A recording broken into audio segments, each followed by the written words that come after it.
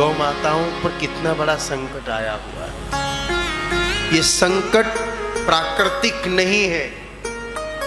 अगर आप इसको कोई प्रकृति की बीमारी समझ रहे हो तो नहीं, ऐसा नहीं है।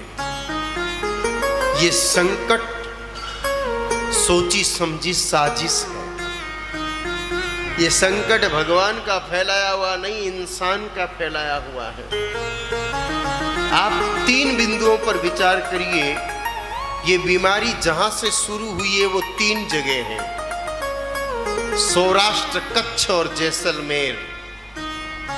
हिंदुस्तान में 3 जगह से ये बीमारी घुसी है, कच्छ, सौराष्ट्र और जैसलमेर। तीनों पाकिस्तान बॉर्डर पर है। थोड़ा गहराई से विचार करना चंद्र प्रकाश जी, और मेरी ये बात हो सके तो सेंटर तक पहुंचाने की कोशिश करना। आवश्यकता इन्वेस्टिगेशन की है। कोरोना के समय जहां जहां गो चिकित्सालय थे और गो चिकित्सा से लोगों का उपचार हुआ, वहां लोग मरे नहीं।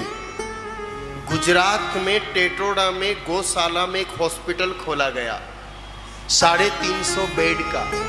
आप सबको पता है कि हॉस्पिटल में जो गए उनमें से आधे नहीं आए, ये जानते हैं ना आप। लेकिन टेटोड़ा गौशाला में जो टेम्परेरी हॉस्पिटल बनाया, वहां इलाज में कुछ नहीं, गोमूत्र, गाय माता के गोबर के कंडे की भस्म और गाय माता के गोबर के छाने पर घी और गूगल का धूप दिया जाता था पेशेंट के पास। इतना ही किया। 350 बेड हमेशा भरे रहे। सब पेशेंट ठीक होके गए, एक भी नहीं मरा। ये सूचनाएं उन लोगों तक भी पहुंची जिन्होंने कोरोना फैलाया था। उनको लगा कि गाय ऐसी शक्ति है जो जैविक हथियार को रोकती है, और आने वाले समय में जैविक हथियारों से हमले होंगे और होंगे। कोरोना एक सैंपल था, तैयारियां और भी चल रही है। उनको जब लगा कि गौ की सेवा से, गौमूत्र से, गोबर के धुएं से और गोबर की राख से लोग स्वस्थ होते हैं, तो आने वाले समय में लोग इसका उपयोग करेंगे तो हमारी साजिश ठीक नहीं होगी। इसलिए उन्होंने गाय माता के खिलाफ वायरस बनाया। देखिए, भैंसों पर इफेक्ट नहीं कर रहा है, बकरी पर असर नहीं कर रहा है, घोड़े पर असर नहीं कर रहा है, भेड़ पर असर नहीं कर रहा है, कुत्ते पर असर नहीं कर रहा है, शुद्ध जर्सी पर असर नहीं कर रहा है, शुद्ध होलिस्टन पर असर नहीं कर रहा है। या तो देसी गाय माता पर असर कर रहा है या मिक्स जर्सी होलिस्टन पर ही ये असर कर रहा है। यानी कि बिल्कुल देसी गाय माता को खत्म करने के लिए ये वायरस कहीं तैयार हुआ है। मैं ये नहीं कहता कि पाकिस्तान में ही तैयार हुआ, तैयार कहीं और हुआ होगा, लेकिन पाकिस्तान के रास्ते से ये तीनों जगह बॉर्डर पर है। पाकिस्तान की कच्छ पर भी बॉर्डर है, सौराष्ट्र पर भी बॉर्डर है और जैसलमेर पर भी पाकिस्तानी बॉर्डर है। ये बना किसी लैब में और पाकिस्तान के रास्ते से हिंदुस्तान की इन 3 जगहों से ये एंटर हुआ और धीरे धीरे अब आगे बढ़ता जा रहा है पूरे हिंदुस्तान की गौ माताओं को खत्म करने के लिए। ये बहुत बड़ी साजिश है। इस साजिश को समझ करके, इसका अनुसंधान करके और कड़े कदम तो उठाने ही पड़ेंगे। आप स्वयं मंथन करना, ये सिर्फ इन 3 जगह से ही क्यों फैला? क्यों नहीं ये चित्तौड़ से फैल गया? क्यों नहीं ये भोपाल से फैल गया? क्यों ये मुंबई या दिल्ली से क्यों नहीं फैला?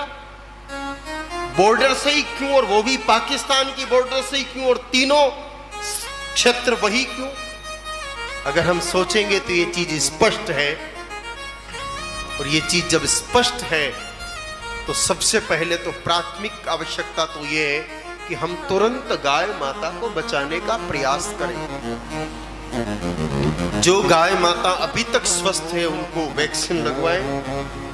जो गाय माता बीमार है, लंपी नाम से ही एक होम्योपैथिक मेडिसिन आ रही है जो रोटी पर लगा करके 3 तरह की दवाई आती है, तीनों को मिक्स करो और जैसे रोटी पर घी चुपड़ते हो वैसे उस दवाई को लगा के गौ माता को खिलाना शुरू करो।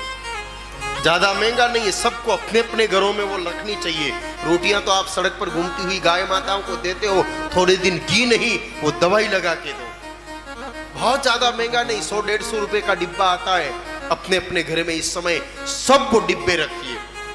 और तीनों दवाइयों को मिला करके एक डिब्बे में 3 शीशी आती है, तीनों को मिक्स करो और मिक्स करके रोटी पर चुपड़ करके जितनी गाय माताओं को खिला सको खिलाओ। ये इस समय की सबसे बड़ी सेवा है।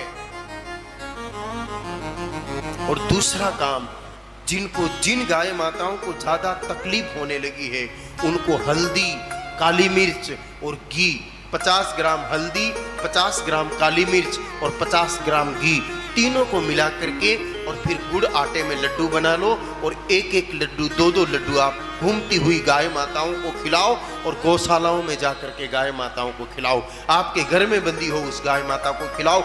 इस समय इस भयंकर महामारी से गौ माताओं को बचाने के अभी तक ये 3 साधन ही सामने आए।